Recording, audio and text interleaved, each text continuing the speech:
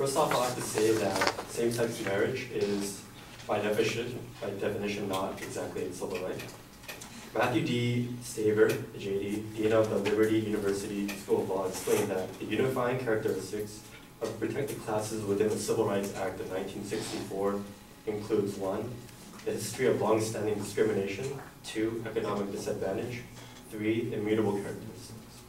Sexual orientation does not meet any of these 3.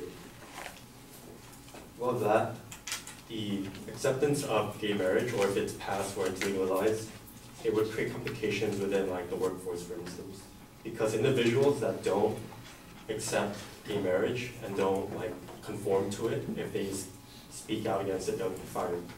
So in this instance, individual believers who disapprove of homosexual relationships may face a choice between forfeiting their freedom of speech or being fired. Third of all, the idea of tax breaks and the economic problem that accepting gay marriage promotes is that people that don't marry but are gay couples, they don't receive the benefits that heterosexual couples do. The thing is, the tax breaks that they're designed for heterosexual couples that are trying to procreate. They're not designed for couples that are just getting together just because they like each other. And same-sex marriage undermines marriage. Undermines like basic traditional marriage that we've all come to accept.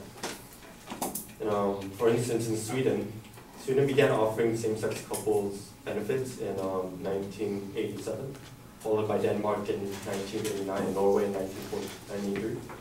And according to a survey in February 29, 2004, Stanley Kurtz, PhD, 60% of the firstborn children in Denmark and a majority in Sweden and Norway are born out of wedlock.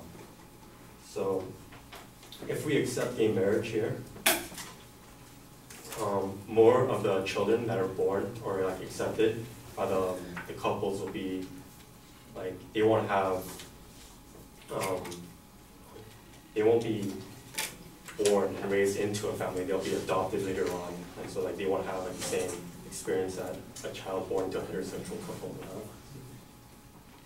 have. And the thing is, homosexuals cannot both be the parents of a child, because the mother could be like the mother of a child, but the father, the other lesbian would not be like also part of taking care of a child.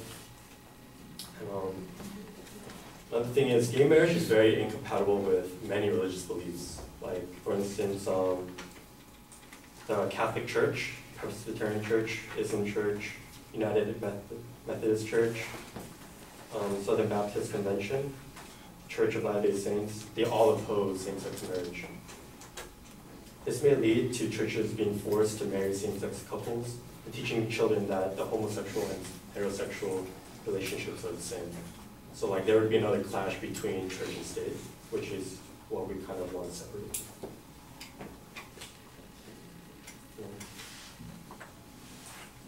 Another thing is the rights that gay couples are looking for, they may also be received beneficiaries and as in civil unions, because they pretty much give out the same benefits that the gay couples would receive if the laws are passed to accept gay marriage. But in recent studies, they show that like only a very small portion of the gay population go out to these civil unions and accept their benefits.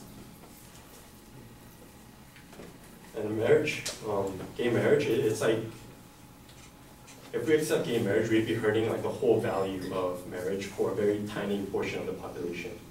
Like only 3% of the population here can be considered gay. But then we'd be jeopardizing, or we'd be like debating everything, all these issues, we would become poor just for these small population of the United States.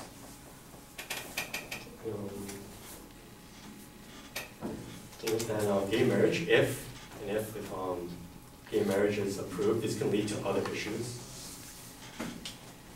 Gay marriage could potentially lead down a slippery slope, ending with giving people in polygamous, ancestral, and other non-traditional relationships the right to marry.